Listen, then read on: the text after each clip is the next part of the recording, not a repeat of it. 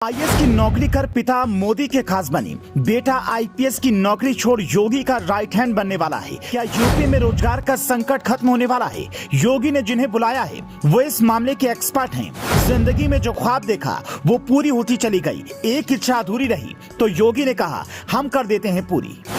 48 घंटे पहले यूपी की सियासत में कुछ ऐसा हुआ जिससे देखकर बड़े बड़े दिग्गज चौंक गए। विपक्ष से ना तो विरोध करते बना ना ही सपोर्ट करते।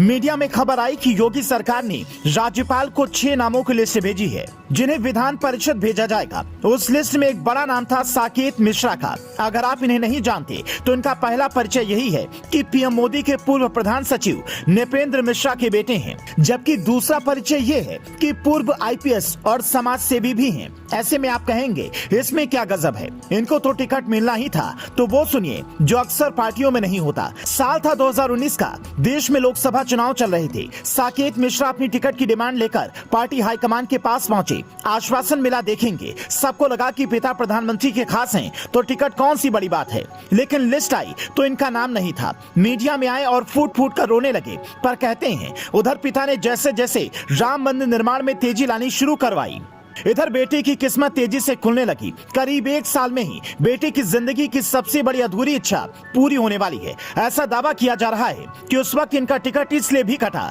क्योंकि बीजेपी इन्हें चुनाव में उतारने की बजाय जो बड़ी जिम्मेदारी देने की तैयारी में थी। अब योगी आदित्यनाथ इन्हें विधान परिषद भेजने के बाद रोजगार पर मास्टर प्लान बनाने की जिम्मेदारी दे सकते हैं, क्योंकि जिस हिसाब से यूपी में बेरोजगारी को लेकर योगी बड़े बड़े ऐलान कर रहे हैं और जिस तरह के प्लान की जरूरत है उसे साकेत मिश्रा अच्छा लीड कर सकते हैं। ऐसा हम क्यों कह रहे हैं, पहले वो समझिए फिर बताते हैं। इनके अलावा लिस्ट में और किन 5 लोगों के नाम हैं जिन्हें योगी सरकार विधान परिषद भेज रही है।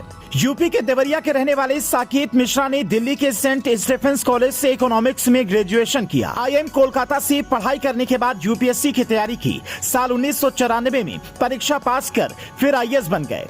हालांकि आईपीएस की नौकरी उन्हें ज्यादा दिनों तक ग्रास नहीं आई तो जर्मनी चले गए। ड्यूज बैंक में नौकरी की।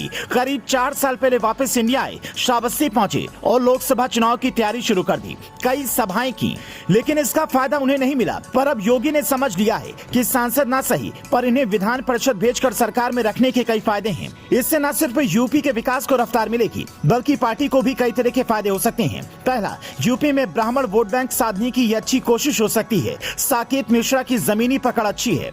इंटरनेशनल बैंकिंग और इकोनॉमिक्स की समझ यूपी की अर्थव्यवस्था को रफ्तार देगी और अच्छे प्लान बनेंगे। साकेत मिश्रा के अलावा रजनीकांत माहेश्वरी, लालजी प्रसाद निर्मल, तारिक मंसूरी, राम सुभग राजभर, हंसराज विश्वकर्मा का नाम भी फाइनल होने की खबरें हैं। पर चर्चा सबसे ज्यादा साकेत मिश्रा की है। योगी के इस फैसले पर आप क्या कहेंगे, हमें कमेंट करके बता सकते हैं। Bureau report, leading Bharat TV.